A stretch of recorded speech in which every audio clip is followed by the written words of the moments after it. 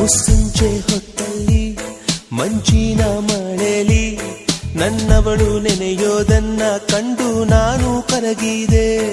ಅವಳಂದ ಚಂದವ ಒಂದಾಗಿ ಸೇರಿಸಿ ನನ್ನೆದೆಯ ಗೂಡಲಿ ಗುಬ್ಬಿ ಹಾಗೆ ಬಚ್ಚಿಟ್ಟುಕೊಂಡೆ.